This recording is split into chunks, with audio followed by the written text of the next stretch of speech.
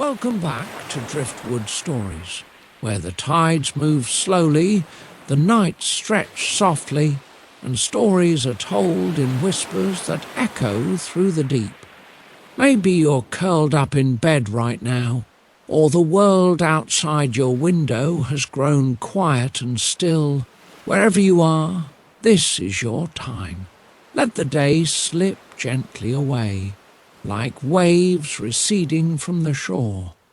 Tonight we'll visit the reef, not the bright, bustling one full of noise, but the quiet edge of it, the part where an octopus named Inky has made a home out of shells and silence.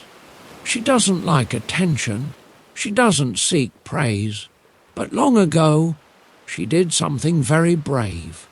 And when trouble comes to the reef once more, she may have to remember what the sea has nearly forgotten. This is a gentle story, a thoughtful one, and it's called The Octopus Who Forgot She Was Brave. Chapter 1. The Octopus with the Painted Walls. In a corner of the reef where the light came through in soft ribbons, and the current spoke in whispers, there lived an octopus named Inky. She didn't live in a castle made of shells or a cave full of treasure. Her home was a hollow of smooth rock, tucked just beneath a curtain of swaying kelp. You could swim past a dozen times and never see it, unless you knew how to look for the curling shimmer of her arms, or the tiny dustings of coral colour on her front steps. Inky didn't like attention. She didn't need it. Her days were spent in quiet rhythm. She'd sip cool water from the tide, stretch her arms lazily through the sand, and paint. Yes, paint. With bits of crushed shell and powdered coral, she decorated the inside of her den. Not for anyone else, just for her. On the walls were delicate spirals of starfish, gentle waves, glowing bubbles, and once, in the very centre, a picture of something larger. It was her. At least, it used to be, arms wide, eyes bright, wrapped around something tangled, something dangerous. A memory pressed into pigment. Inky didn't look at that one much anymore, because Inky had forgotten something. She'd forgotten she was brave. Long ago, when the reef was younger and her arms were stronger, there had been a net. A big one, dropped from above by a boat that never stayed long enough to learn the names of the creatures below. It had trapped the coral, twisted it, trapped her friends. And Inky, small, squishy Inky, had slipped into its folds and unwound it all, thread by thread, knot by knot, until the net floated back to the surface empty. The reef had cheered. She remembered the way the sea had buzzed with thanks, the way someone had handed her a pearl like it meant something, the way she'd hidden it, blushing under a rock. But that had been years ago, and since then time had passed softly. New fish were born, tides shifted, the net story became a whisper, and Inky, well, Inky didn't mind. She had her kelp, her paints, her soft corner of quiet. Sometimes the young ones peeked into her den and whispered, "Who's that?" She just paints. She doesn't talk. She's always alone, and Inky, gentle and unbothered, would keep painting. But somewhere, beneath her clever arms and cloud-soft heart, she wondered if maybe they were right. Maybe she wasn't brave anymore. Maybe she never had been. And then the current changed.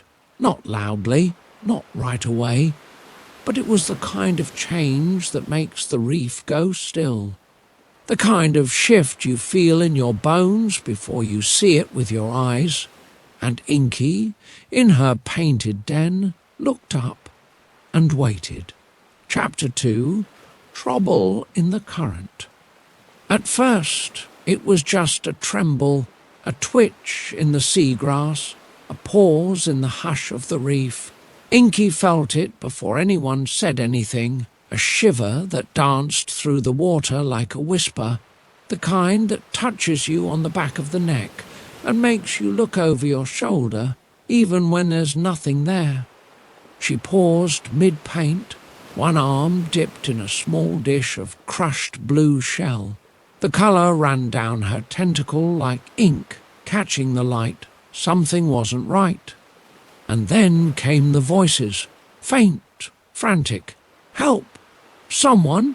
Quick! The babies! Inky slid forward, peeking just past the edge of the kelp curtain.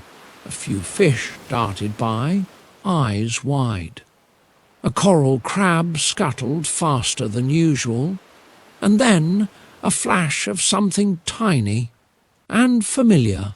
Seahorses, very small, very young, no taller than a seashell's curl. And they were missing. The grown-ups of the reef were circling the same spot, near a jagged outcrop where the current was strange, too fast, too tight. One of the young seahorses had darted in after a drifting bit of food, the others had followed, and now they were gone. Trapped in a tunnel no one remembered being there. A whirlpool of sorts, not spinning but pulling. Inky watched from behind a shadowed stone, her body perfectly still. "They're stuck!" someone cried. "The current won't let us in." "I tried swimming down," said a slim eel, "but it's too narrow." "They're too deep now," said another. A wave of panic rippled through the reef. Inky felt her arms curl tighter around herself. She could see it, the tunnel, the shape of it. She could imagine the inside, tight turns, soft walls, bends too sharp for most. But not for her. She could change shape. She could squeeze. She could slide through cracks no one else could. She knew that place. Knew it from before, when she'd followed the net into shadows. And yet she stayed still. No one looked at her. No one asked. They never did. Inky backed into her den just a little. Her paints waited. The sea was still calling. But for now, she stayed quiet. Chapter 3, Everyone Forgets. The reef was no longer quiet. Voices echoed through the water like pebbles skipping across a tide pool. "They're too deep. Where's the sea patrol? No one can fit through that tunnel." Inky watched from the edge of her den. Shadows flickered across her painted walls. The silhouettes of worried fish, fluttering fins and darting glances. Everyone was looking for someone else to act. Someone bigger, stronger, braver. Not one of them looked her way. And why would they? She hadn't done anything. Not in a long, long time. Years ago, when the reef was caught in that great tangle net, they'd remembered her. They'd called for her. Inky the clever, Inky the quick. She had been the one to slip into the knots, to untwist what others couldn't even see. But time is like sand. It shifts, it settles, and it covers the stories that once mattered. Now they called for the ray with wide wings, for the strong-finned grouper, even for the spinner dolphin who came by sometimes, always late, always laughing. No one asked for the quiet one in the kelp cave. No one remembered Inky. And the strangest part, Inky had almost stopped remembering too. Inside her den, the light was softer. The walls glowed with tiny shell paintings, moments caught in colour, a dancing eel, a school of swirling fish, a curl of ink mid-cloud, and in the centre the forgotten picture. Her, surrounded by netting, arms stretched, eyes focused, saving the reef one loop at a time. She hadn't looked at it in a while. Now she couldn't stop. Her breath slowed. Her heart, if you could call it that, pulsed like a tide inside her. What was she waiting for? A cheer? A request? A reason? Outside, the reef kept spinning in worry. Inside, Inky looked at herself, and something deep in her memory stirred. Just behind a stack of smooth shells, she found it, a small pale pearl, worn at the edges. Smooth from years of silence, a thank you from long ago, she held it in one arm, not tight, just enough to remember. Then, without a word, she turned and slipped out of her den. Chapter 4. The Den of Dust and Dreams. The reef was busy, too busy to notice a soft swirl of arms gliding through the edge of the kelp forest, too loud to hear the silence that followed behind her. Inky didn't move fast. She didn't rush, but each motion was certain, as if her arms remembered the way before her mind did. She didn't go to the tunnel right away. First, she went deeper, beyond the reef, past the old stone with the hole in it, the one shaped like a sleepy fish's mouth, down to where the current turned cool and the light thinned into green. There, tucked beneath a ledge, was her old den. Not her painting den, no. This one was where she used to hide tools, bits of shell, pebbles shaped just right for prying things loose. Tiny nets she'd woven herself, once used to gather fallen sea fans during storms. It was dusty, undisturbed. She touched the wall gently. There were no paintings here, just shapes carved long ago, marks made by arm tip and instinct. She gathered what she needed, 2 shell prongs, 1 flat piece of drift coral, and a coil of dried kelp string. Then she sat for a moment in the centre of the den, the shadows wrapping around her like an old song. She remembered the fear of that first net, how it had towered above her, all knots and weight and silent threat. She remembered going into it anyway, and she remembered coming out. Above, the reef still frothed with worry. Below, Inky moved through the sea with a quiet surety. She wasn't looking for help. She wasn't hoping for applause. She was simply doing the thing that needed doing. As she neared the mouth of the tunnel, the current tugged at her gently. She adjusted the string around her middle, tucked the tools into the soft pouch of her lower arms, and inhaled. The kind of breath you take before the water changes. And then, with one last glance at the reef behind her, still buzzing, still afraid, she folded herself into the current and disappeared into the dark. Chapter 5. Through the tunnels. The tunnel was tighter than Inky remembered. It wasn't a single passage, not exactly. It was a knotted snarl of old coral branches, long forgotten wormholes, and twisted crevices carved by centuries of shifting water. It twisted sideways and sloped downward, and the current, though gentle from the outside, pressed heavy inside. But Inky didn't hesitate. She let go. Her body flattened, softened.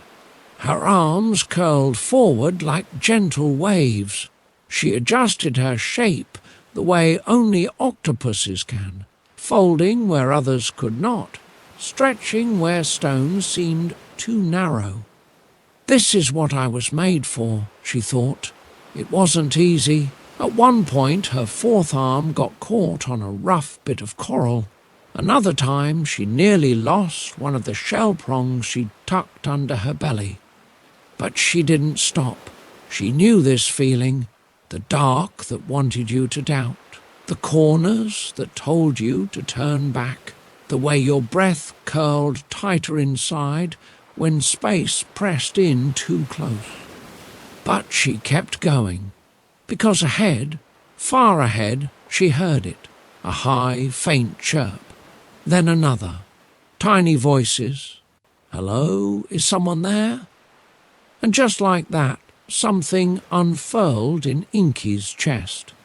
Not pride, not panic, purpose, she whispered through the tunnel, her voice soft and calm.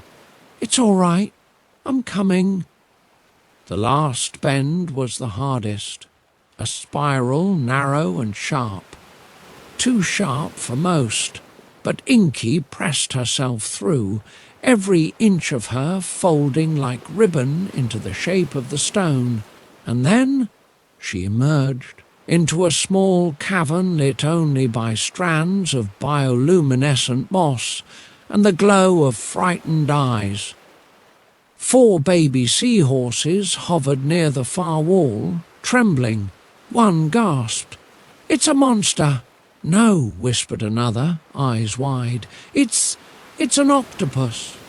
Auntie talked about them, but I thought they were grumpier."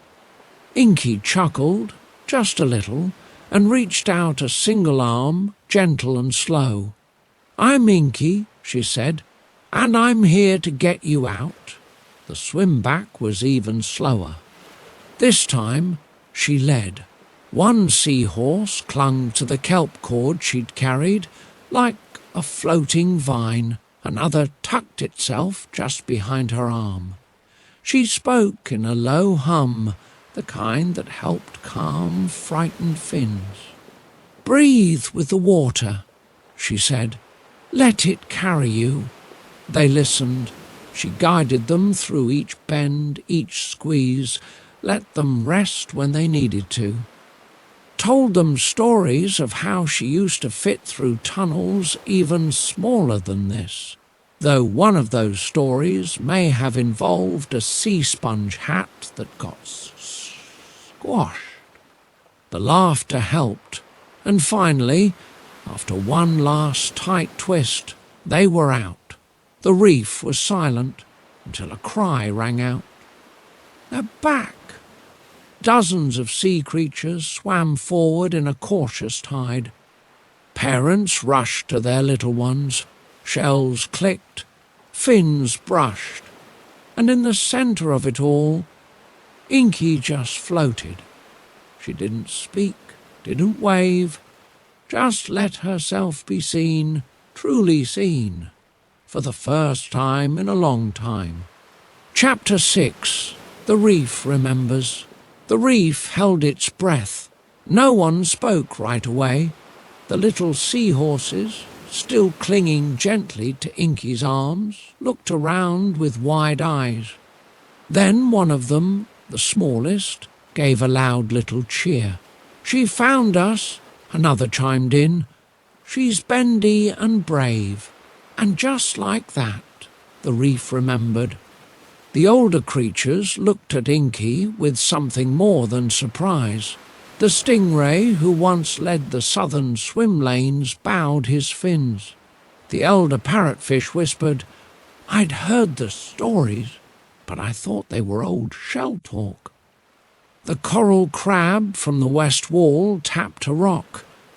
"I told you octopuses were clever." Even the kelp swayed differently, like it was leaning in. Inky said nothing.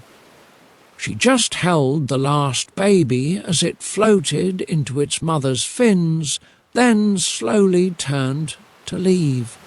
But before she could slip into the shadows, someone called out, "Wait!" It was one of the reef's younger voices, a sea snail named Minna, who'd always been shy. Can we learn to do what you do?" she asked. Not the squeezing part, but the brave part. Inky paused. She turned, slow and thoughtful, and looked at the circle of faces, young and old, curious and wide-eyed, and for the first time in what felt like forever. She smiled. She stayed in the reef after that, not in the centre, not on a pedestal, just in her den, with her paints and a new wall to fill. This one with 4 tiny seahorses and a swirling tunnel. A light in the dark, a reminder, not for others, but for herself, that bravery wasn't something you lose, it's something you remember. Moral of the story: bravery isn't always loud. Sometimes it lives in quiet corners and soft hearts. And when the time comes, it doesn't shout. It simply shows up, even when no one asks. Especially when no one remembers.